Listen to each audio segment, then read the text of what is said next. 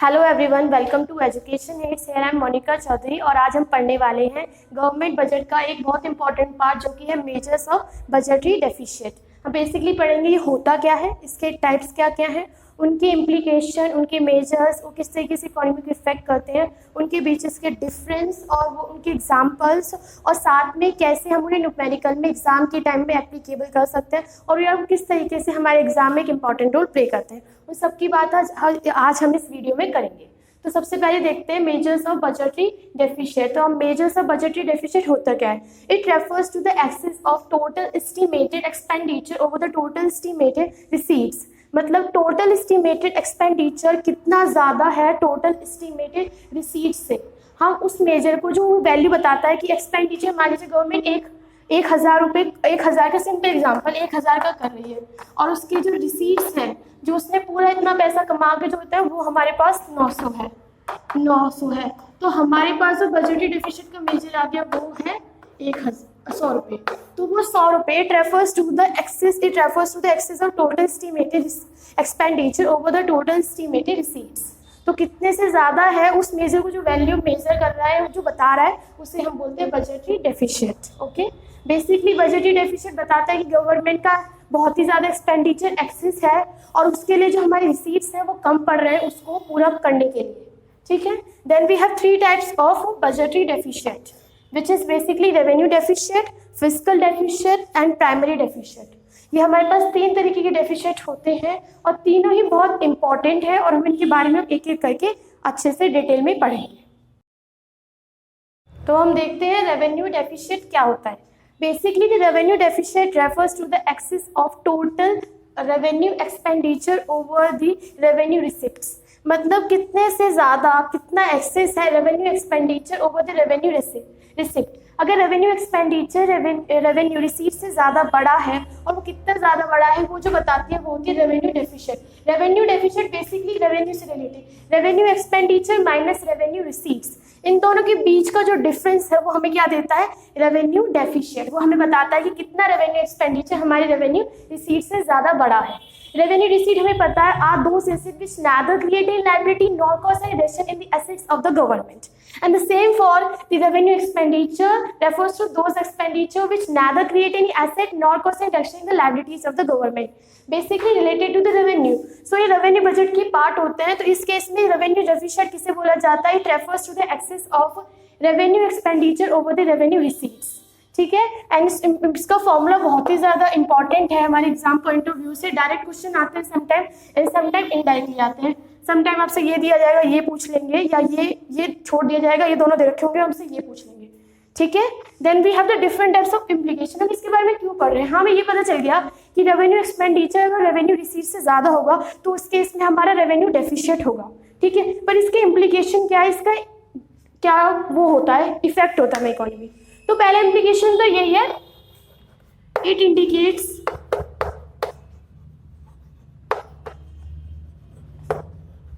The inability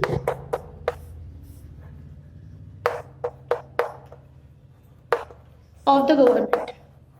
पहले तो यही बताती है कि गवर्नमेंट की इनएबिलिटी है, उसकी वो नहीं, इनएबिलिटी मतलब उसकी वो नहीं है कि वो इस बजट को पूरा कर सके या वो अपनी एक्सपेंडिचर को कंप्लीट कर सके टू मीट इट्स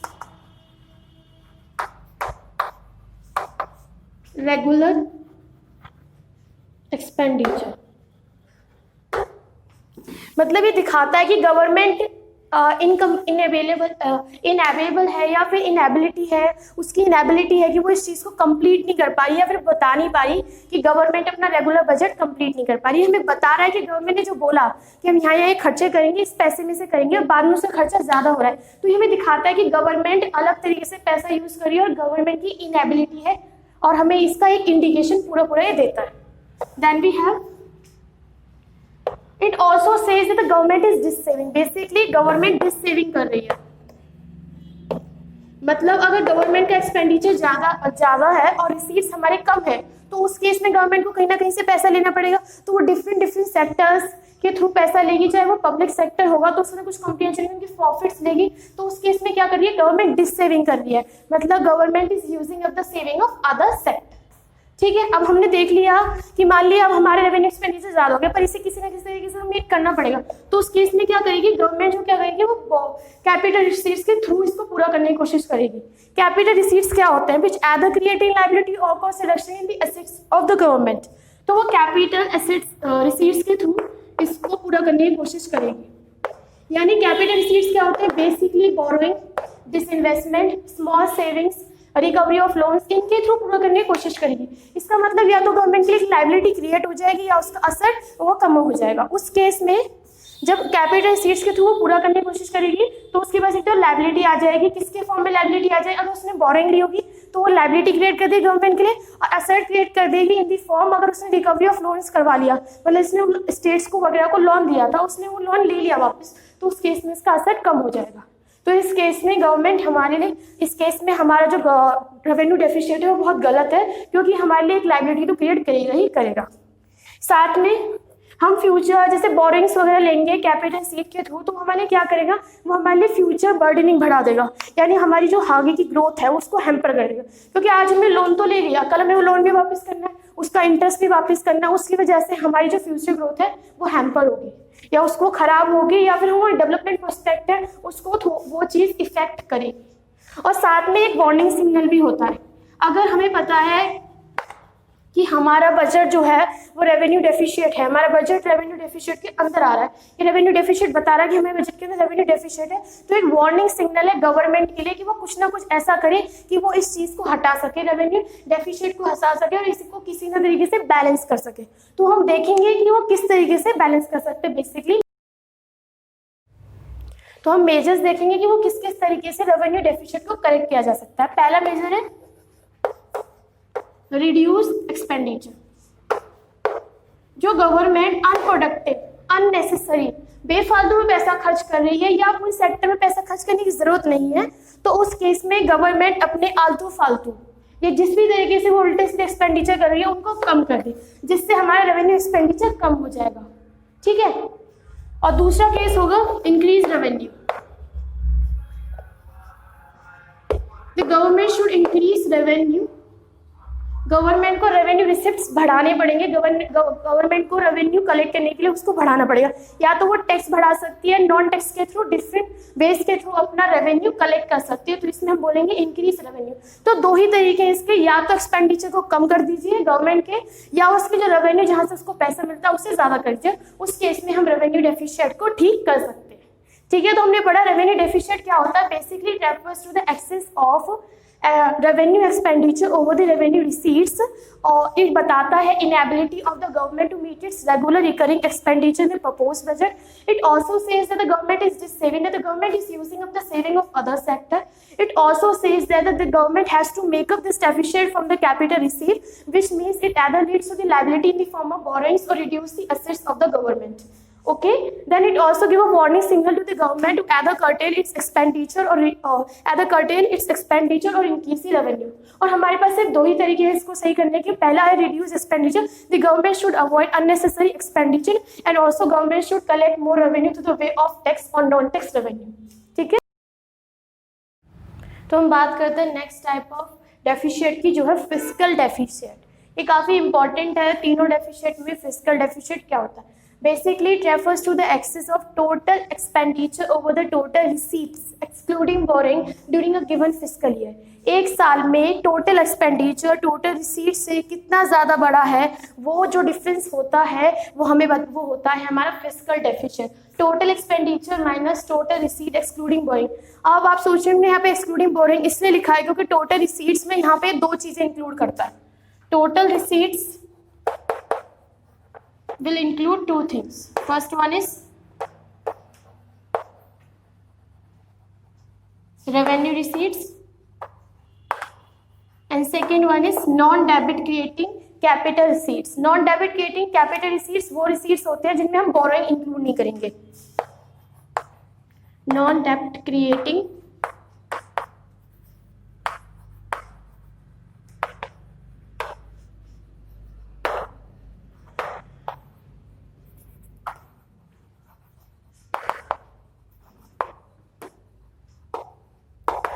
कि मतलब रिसीट्स इनके थ्रू ही आया, रेवेन्यू के थ्रू, रेवेन्यू रिसीट के थ्रू आया, मतलब हमें रेवेन्यू हमने कहाँ से कलेक्ट किया, नॉन टैक्स रेवेन्यू के थ्रू कर लिया और टैक्स रेवेन्यू के थ्रू कर लिया। साथ में हमने कैपिटल रिसीट्स में सारे थ्रू के से जिस तरीके से हमको पैसे मिल रहे हैं हमने वो सब इंक्लूड किया, like recovery of loans use किया, डिसइन्वेस्टमेंट करी। बट हम इसमें बोरोइंग क्या कहते हैं, जो हमारे लिए डेप्ट करेंगे या जो हमारे लिए एक कर्जा टाइप की बना देंगे, जो हमने कर्जा लिया लोन, वो हम बोरोइंग्स वगैरह इसमें इंक्लूड नहीं करेंगे। क्योंकि क्या होता है, फिस्कल डेफिसिट हमें यही बताता है कि गवर्नमेंट को अब कितना पैसा बोरो करने की जरूरत है। ये बताता है the borrowing of the government, मतलब गवर्नमेंट ने इतना खर्चा करना है, गवर्नमेंट के पास इतना पैसा है, तो अब इसको माइनस करेंगे, जो अमाउंट आएगी तो ये बताता है this is the amount that the government has to borrow. तो जब फॉर्मूला रहता है तो हम इसमें लिखते हैं total expenditure minus total receipt excluding borrowings, borrowings नहीं इंक्लूड करेंगे इसके अंदर। और अगर पेपर में डायरेक्टली आपके क्वेश्चन में गिवन रहता है कि borrowing of the government or this total borrowings, तो आप सीधे आंख बंद करके फिस्कल डेफिसिट का आंसर इक्वल्स टू में टोटल बोरोइंग्स लिखेंगे, क्योंकि ये इंडिकेट करता है कि गवर्नमेंट को इस अमाउंट यानी जो उनका डिफरेंस है इतनी अमाउंट की बोरोइंग्स की जरूरत है।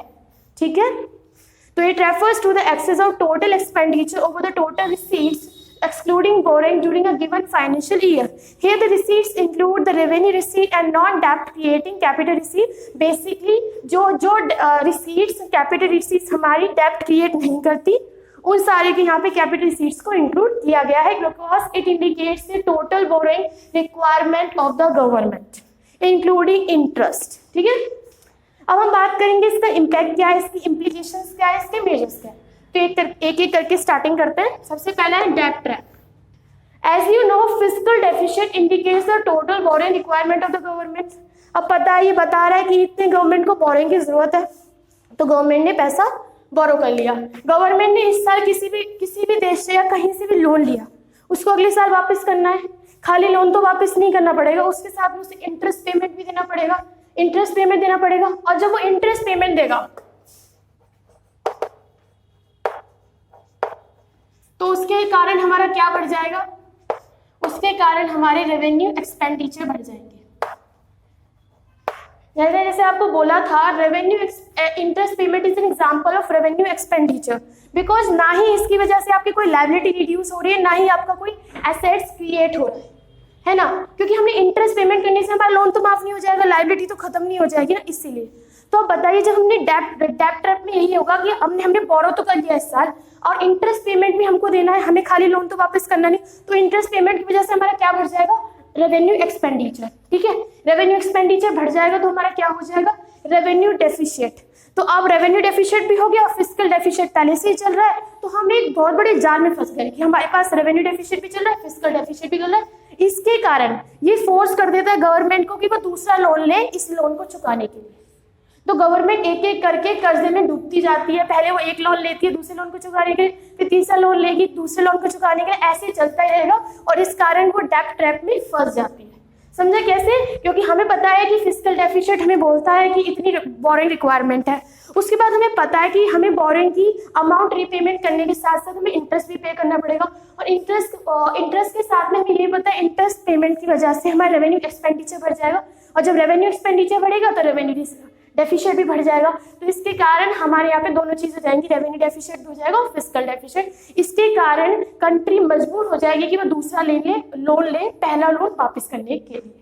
ठीक है, देन वी हैव इन्फ्लेशन। इसकी वजह से महंगाई बढ़ जाएगी। हमें जैसे पता है गवर्नमेंट बेसिकली किससे बोरो करती है, आरबीआई से करती है, अगेंस्ट सिक्योरिटी मतलब उसके, तो वो कहती है आरबीआई से पैसा मांगती है, और आरबीआई इसके लिए क्या करेगी, आरबीआई के पास पैसा तो ऐसे है नहीं, तो आरबीआई क्या करेगी, नए नोट छापेगी।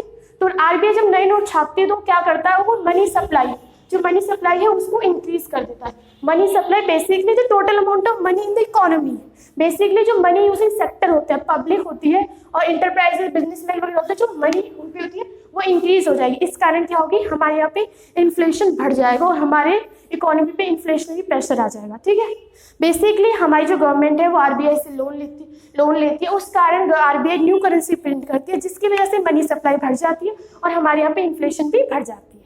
ठीक है, then we have foreign dependence. As you know fiscal deficit को कंप्लीट करने के लिए बोरोइंग की रिक्वायरमेंट है। गवर्नमेंट हो सकता है आरबीआई से ना ले, किसी बाहर की गवर्नमेंट से ले ले, ब्रिटेन से ले ले, अमेरिका से ले ले। अब हम किसी भी गवर्नमेंट से मांगते हैं पैसे, तो वो गवर्नमेंट क्या होती है, वो ना हमारे इकोनॉमिक, सोशल या हमारे हर चीज पॉलिसीज में इंटरफेयर करने लग जाती है। क्योंकि देखो हम किसी से, वो होता नहीं, बढ़ जाता है इंसान, हमें पता है ये इंसान के पास पैसा नहीं है, हमने इसको पैसा दिया है, तो हम थोड़ा डोमिनेंस दिखाने लग जाते हैं। ऐसी बड़ी कंट्रियां हम करने लग जाती है, तो एकदम फॉरेन डिपेंडेंस हो जाती है, वो हमारे इंटरफेयर भी करती है हमारे सारे मैटर्स में, और हमारे उनके ऊपर एकदम वो डिपेंडेंस बढ़ जाती है। तो ये हमारे लिए बहुत बड़ा डिसएडवांटेज है, क्योंकि हमें बोरिंग से दूसरों की जरूरत पड़ती है, उसके कारण हमें उन कंट्रियों पे डिपेंड होना पड़ता है, और वो कंट्री हमारा गलत तरीके से फायदा उठाती है। अब जैसे पाकिस्तान का भी हम केस ले सकते हैं।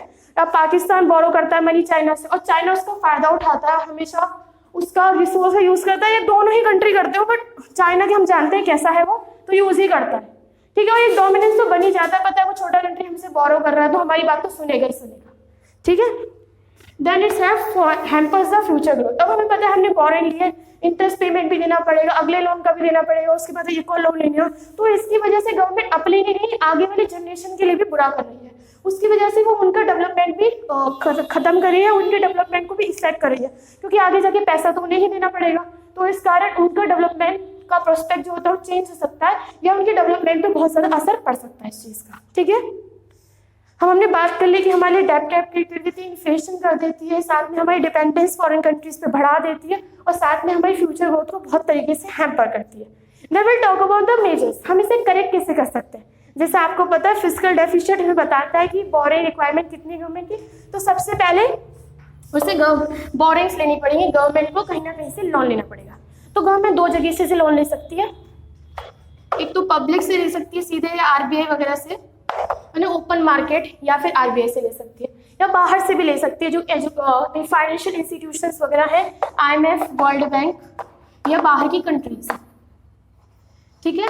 इस तरीके से वो लेके अपना फिस्कल डेफिसिट को पूरा कर सकती है। जो उसकी में कमी आ रही है, मतलब जो एक्सपेंडिचर ज्यादा पड़ रहा है, एक्सपेंडिचर ज्यादा हो रहा है और पैसा कम है लगाने के लिए, तो उस केस में वो वहां से बोरिंग लेके उसको कंप्लीट कर सकती है। दूसरा जो तरीका है वो है deficit financing. Basically deficit financing refers to the printing of new currency. जैसा मैंने बताया, गवर्नमेंट इन सब से लेने की बजाय आरबीआई से भी पैसा सीधे सीधे मांग सकती है, तो जो आरबीआई है इसके लिए वो न्यू करेंसी छापेगी, तो उस प्रोसेस को क्या बोलते हैं हम लोग, डेफिसिट फाइनेंसिंग। बट जब भी हमसे पेपर में भी पूछा जा सकता है कि बेस्ट वे क्या है फिस्कल डेफिसिट को सही करने का, तो हम वो कहेंगे बोरिंग से। क्योंकि देखिए बोरिंग्स हमारी लायबिलिटी तो बढ़ा रही है, पर आज नहीं तो कल हम उसे पे बैक कर सकते हैं, पर जो डेफिसिट फाइनेंसिंग होती है उसकी वजह से हमारे इकोनॉमी में मनी सप्लाई बढ़ जाती है और इन्फ्लेशन आ जाती है। तो इन्फ्लेशन नहीं आने के लिए जो बेस्ट वे बताया जाता है वो होता है बोरिंग, कि आप बोरिंग कर लीजिए, पैसा लोन ले लीजिए, बट डेफिसिट फाइनेंसिंग थोड़ा रिस्की है और नहीं करना चाहिए, because it creates the inflation in the economy. तो हमने अभी देखा फिस्कल डेफिसिट क्या होता है, it refers to the total expenditure over the total receive excess, difference between the total expenditure minus total receive excluding boring. अब हम देखेंगे इससे हम डिफरेंट टाइप्स के न्यूमेरिकल फॉर्मूलेस कैसे ड्राइव कर सकते हैं। तो हम देखेंगे कि हम इसके फॉर्मूले में से और कितने तरीके के फॉर्मूले ड्राइव कर सकते हैं। जैसे आपको पता है टोटल एक्सपेंडिचर में हम क्या क्या इंक्लूड करेंगे, revenue expenditure plus capital expenditure, लिख सकते हैं इसको खोल के, माइनस टोटल रिसीट्स में क्या होगा, revenue receipts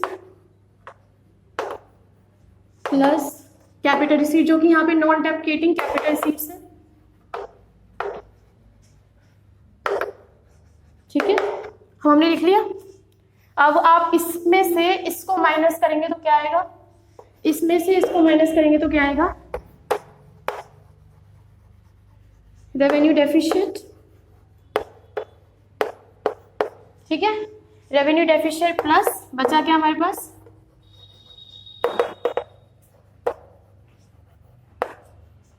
capital expenditure minus capital receipts, ठीक है। और हमें पता है कि फिस्कल डेफिसिट हम लोग डायरेक्टली कैसे लिख सकते हैं, अगर हमारे पास बोरिंग दे रखी है क्वेश्चन में, तो इसका आंसर क्या होगा, फिस्कल डेफिसिट इक्वल्स टू में टोटल बोरिंग्स।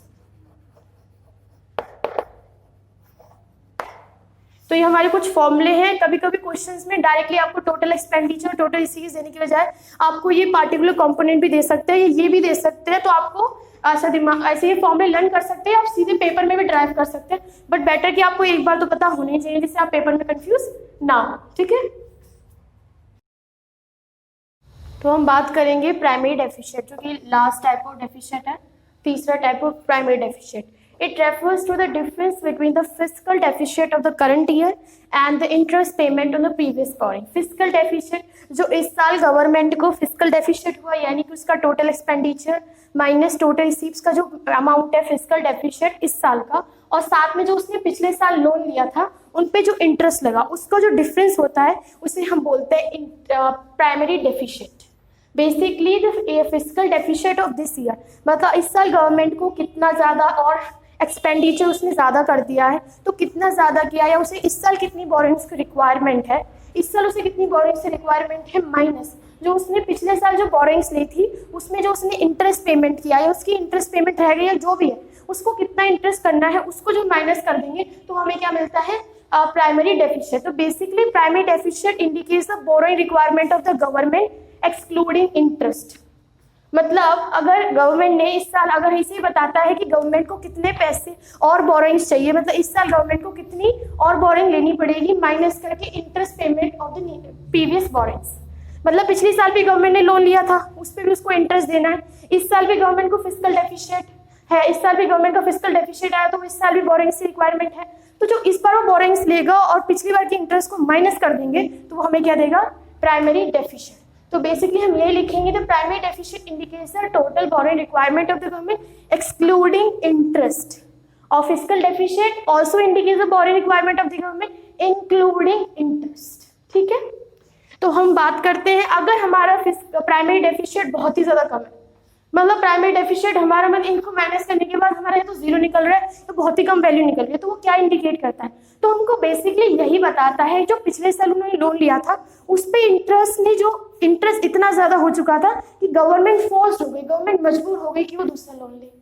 मान लीजिए इंटरेस्ट पेमेंट 1000 का था, फिजिकल डेफिशिएट हमारा इस साल का 1100 का था, ठीक, तो ये 100 रुपये बचे, तो ये जो बचा है प्राइमरी डेफिशिएट हमें यही बता रहा है कि इतना कम अमाउंट बचा है, तो इसका मतलब जो पिछले साल हमने लोन लिया था उस पर जो इंटरेस्ट था वो इतना ज्यादा था, उसने गवर्नमेंट को मजबूर कर दिया कि वो दूसरा लोन ले उसको चुकाने के लिए, ठीक है।